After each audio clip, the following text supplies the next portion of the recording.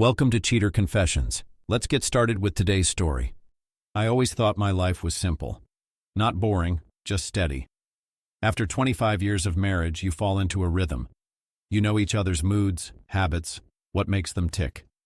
Sophia and I had ours. Coffee in the morning, a call during lunch, dinner and wine after the news. Nothing fancy. Not perfect. But it worked. Or so I thought. Our 2 kids were grown up and off at college. The house was quieter now, sometimes too quiet. But Sophia and I kept each other company. Small jokes, quick touches, old stories. I believed she knew me better than anyone. Maybe I believed that too much. Then one Thursday night she sat next to me on the couch like usual, remote in hand, eyes on the muted TV. Then she turned and said out of nowhere, "Can I ask you something without you freaking out?" I glanced over, half smiling. That's one hell of a way to start a question. She gave a short laugh. "I mean it. I want you to just hear me out." "All right," I said. "What's on your mind?" She hesitated, just for a second, then said it. "What would you think about opening our marriage?" I thought she was joking. Honest to God, I did. I laughed. She didn't. The smile stayed on her face, but it was frozen, waiting. I blinked. "Wait, what are you saying exactly?" Sophia turned to face me, crossing her arms. "Like a hall pass, or a shared thing. Just once. Nothing serious. Just to explore." Explore. That word sounded like poison in my ears. "You're serious," I said. "I'm not saying we have to do it. I'm just saying, talk about it." My heart was pounding, but I tried to stay calm. "Where is this coming from?" "I've just been thinking. We've been married a long time, Bruce. And I love you. You know that. But maybe we're too used to each other." "You mean you're bored?" I said flatly. "That's not what I said." "But it's what you meant." She sighed. "I just want to feel something different. I don't want someone else instead of you. I want to experience this with you." I couldn't even look at her. I just stared ahead, trying to hold myself together. That night I didn't sleep. I lay there in the dark, eyes on the ceiling. Sophia was next to me, back turned, breathing steady, like nothing had happened. But everything had. Open our marriage. I kept hearing those words over and over again in my head, like a bad song stuck on repeat. We'd been together for 25 years, a lifetime. Through kids, careers, health scares, we made it through all of that. And now, she wanted to explore, like we were in some experimental college relationship. The next few days I barely spoke. I went through the motions, made coffee, fed the dog, answered emails, mowed the lawn. I waited, thinking maybe she'd bring it up again. Apologize. Say she was just bored or drunk. She didn't. Instead, she acted like nothing happened, like she hadn't just dropped a bomb in the middle of our marriage and walked away smiling. Finally, on Sunday evening, I couldn't hold it in anymore. We were in the kitchen loading the dishwasher. I closed the door a little harder than I should have, and she looked up. "You okay?" she asked. I wiped my hands on a towel. "No, I'm not." She didn't answer right away, just leaned against the counter, arms folded. "It's still bothering you." "Of course it's still bothering me," I snapped. "You asked me if we could sleep with other people, Sophia. That's not exactly something you just forget." She shrugged, but I could see the defensiveness creeping in. "It was just an idea, Bruce. We don't have to make it a huge deal." "Not a huge deal?" I stepped closer, my voice low but firm. "You suggested we explore. After 25 years of building something together, you want to throw someone else into the middle of it and call it an adventure?" Her eyes narrowed slightly. "You're being dramatic." "No," I said. "I'm being honest. You want me to be okay with watching you with someone else? Or worse, pretend I'm enjoying it too?" Sophia shook her head. "That's not what I said. It could be something we experience together. People do it. It's not the end of the world." "No, Sophia. For me it is." She stared at me, expression unreadable, like she was sizing up an opponent. And then she said something that made my skin crawl. "You're just afraid of change." That was the moment I knew. Something inside her had shifted. Or maybe it had always been there, hiding under the surface. And I'd been too blind, or too trusting, to see it. I tried to forget the conversation. I thought maybe she was going through something. Midlife restlessness, maybe. Emptiness now that the kids were gone. People get weird when routines change. But something felt off. It started small. Her phone buzzed more than usual. She was dressing differently, putting on perfume just to run errands, and going to the gym, even though she never seemed to break a sweat. And then there was the smile. This quiet, private smile like she knew something I didn't. I didn't want to snoop. I really didn't. But one night she fell asleep on the couch and her laptop was open on the coffee table. I saw her profile picture, not her real one, just some anonymous silhouette, still logged in. I couldn't help myself. I clicked. And everything I didn't want to see was right there. Swinger forums, private group chats, an alias with our wedding anniversary embedded in the username. She'd been messaging people, joining threads, liking posts about couples swapping partners, group events, meetups. And the messages weren't vague. They were direct, blunt, explicit. And then I saw one that made my stomach turn. See you Saturday night. Can't wait to meet in person. I just stared at it. Saturday night. That was 2 days away. She'd planned everything, and hadn't said a word to me. Not yet. But she did. 2 days later, on Saturday evening, I was in the kitchen pouring myself a drink. Sophia walked in wearing a deep red dress I hadn't seen in years. Hair done, nails fresh, eyes glowing. Big night? I asked, forcing my voice to stay steady. She smiled. Actually, yeah. I wanted to talk to you about something. I waited. She stepped closer, almost glowing. There's a party tonight. Something different. It's private, just for couples, open-minded people. I kept my voice steady, pretending I didn't know anything. What kind of party? She smiled. A swingers party. I blinked like I hadn't heard her right. A what? A swingers party, she repeated, like she was talking about a movie night. I was going to bring it up eventually. I wanted to invite you. To what? I snapped. To watch you with another man? Sophia rolled her eyes. Bruce, come on. Don't be dramatic. It's just a party. It's not cheating if we both agree. You already agreed, I said. You made plans before even telling me. She folded her arms. Because I knew how you'd react. Damn right, I said. I react this way because I've spent 25 years believing we were partners. You don't just spring this on someone and expect them to smile and go with you. Sophia shook her head. You're just stuck in an old-school mindset. People do this all the time. It's supposed to bring couples closer, not tear them apart. I stepped back, stunned. Is that what you really believe? She held my gaze. Yes. And I want us to try it together. There was a long silence. Then I said, if you walk out that door tonight, if you go to that party, we're done. No discussion. No coming back. She stared at me like I was speaking a different language. You're serious? She asked. More than ever. Sophia let out a slow breath, looked down, and walked right past me. She picked up her purse. And just like that, she was gone. I stood in the kitchen, hand still on the counter, watching the door close behind her. The house went quiet, the kind that settles deep. I didn't move.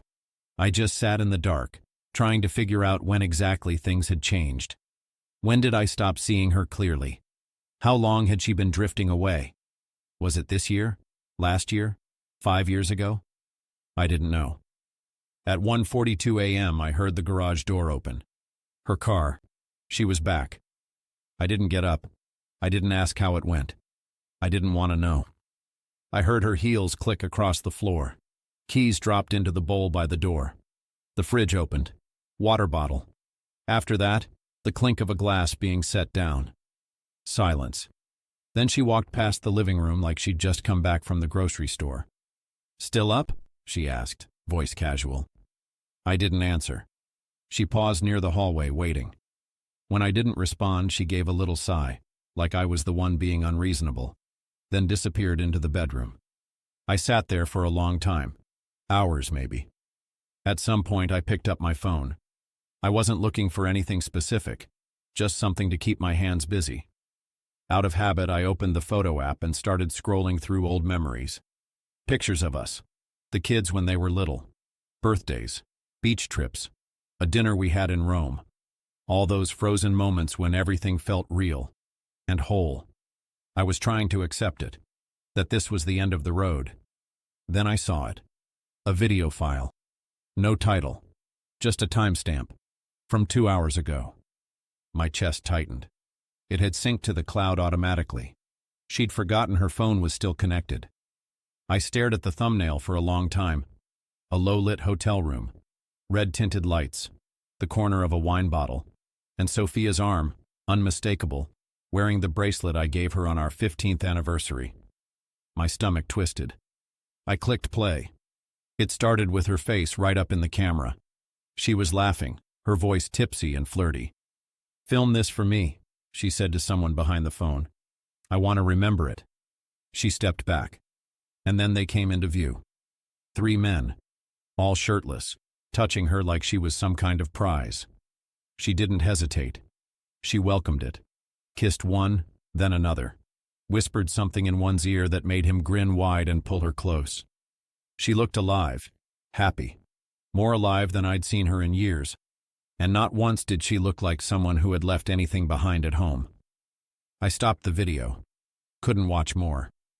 I sat there in the dim light, staring at the blank screen. She hadn't just gone to the party. She hadn't just cheated. She'd recorded herself being with 3 men at once, and accidentally handed me the proof like it was a vacation clip from the beach. There was no more guessing, no more benefit of the doubt. She hadn't made a mistake. She'd made a choice. The next morning I came out of the guest room. I hadn't slept, just lay there staring at the ceiling, wide awake. Sophia was already in the kitchen, humming while making coffee like she'd just come back from a weekend spa trip. When she saw me, she smiled and slid a mug toward me. "Morning," she said, like it was just another day. "I figured we could take a drive later. Maybe lunch by the lake?" I didn't respond. I just stared at her. She noticed.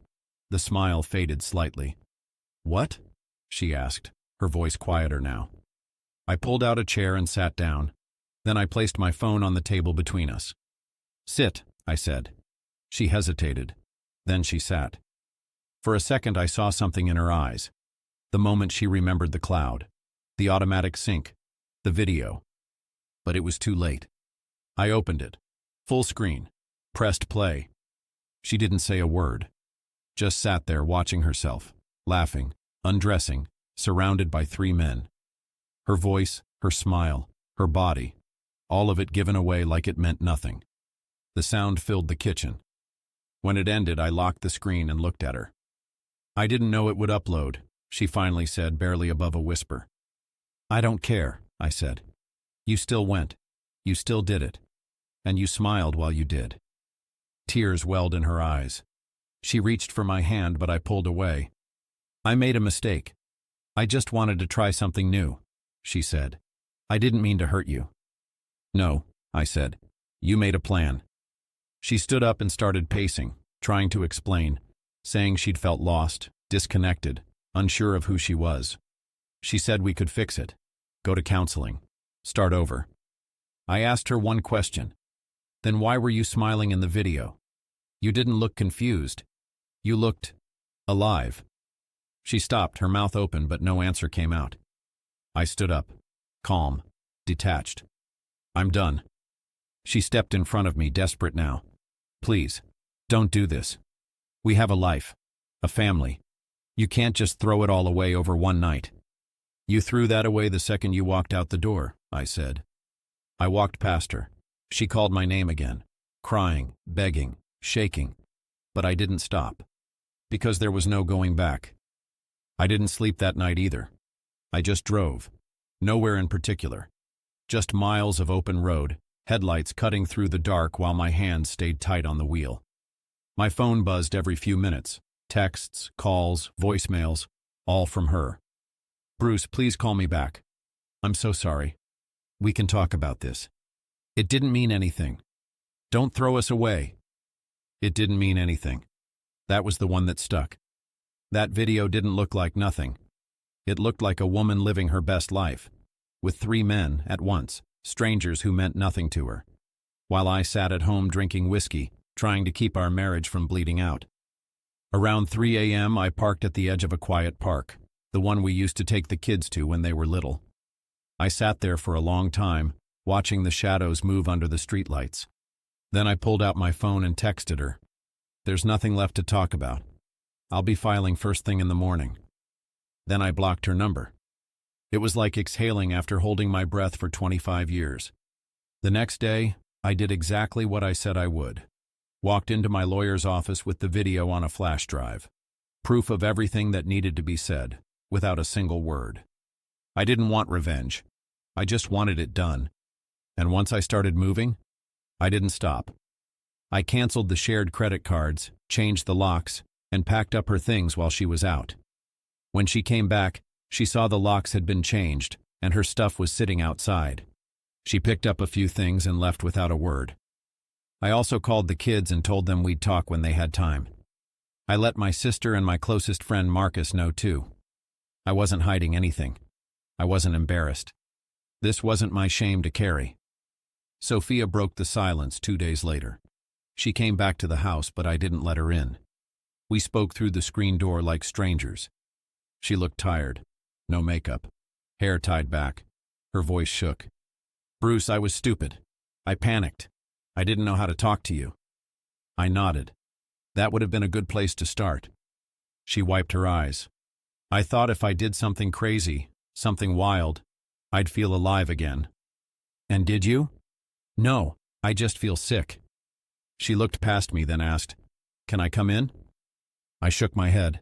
"Not anymore." She stepped back like I'd slapped her. "What about the kids?" "They'll know everything, and they'll decide for themselves." She tried to speak again, but I closed the door. That was the last time she stood on my porch. The divorce went through in 6 months. Quick, clean, brutal. Sophia tried to delay it. She cried in front of the mediator, talked about how we could work things out. But the evidence, the video of her at the party with 3 men, was undeniable. There was no defense. We split the assets. I kept the house. She moved into a condo near the freeway. I didn't ask how she was affording it. Honestly, I didn't care. The kids took it hard at first, but they understood. They were old enough to read between the lines. I didn't poison them against her. They saw who stepped up and who walked out. Weeks turned into months. The house was quieter now. Not empty, but peaceful. No more tension, no more pretending. I took walks, ate outside, found small things to fill the time. I started laughing again. A real laugh. That surprised me. Then one afternoon I saw Dean, my neighbor, while putting out the trash. He was a quiet guy, always polite. We exchanged pleasantries, then he hesitated. "Hey, Bruce, mind if I say something?" I raised an eyebrow. "Sure." "It's about Sophia," he said, looking uncomfortable. "Back before everything happened, I saw her leaving a lot during the day. I figured she was running errands. But then one day I saw her getting picked up. Same guy, black car, twice in 1 week. I didn't think much of it, but after the divorce, I started wondering." My stomach dropped. I didn't need the details. Dean looked genuinely sorry. "I should have told you. I just didn't want to meddle." I nodded slowly. "You didn't do anything wrong." Inside, something settled. It wasn't just that party. Sophia had been living a double life long before she invited me. The party was just when she stopped pretending. And you know what? I didn't feel hurt. I felt relieved. For so long I'd wondered if I missed the signs. But that confirmation gave me clarity. She wasn't lost. She was done. And instead of leaving with honesty, she chose to sneak out, piece by piece, until there was nothing left. But me? I was still standing, still here, still whole, even after everything. That night I sat outside on the porch with a drink in my hand, watching the sunset. The same porch where Sophia and I used to sit years ago, making plans for the future. Now it was just me. But it didn't feel lonely. It felt like freedom. The kind you don't notice you've lost until it's finally returned. Thank you for watching.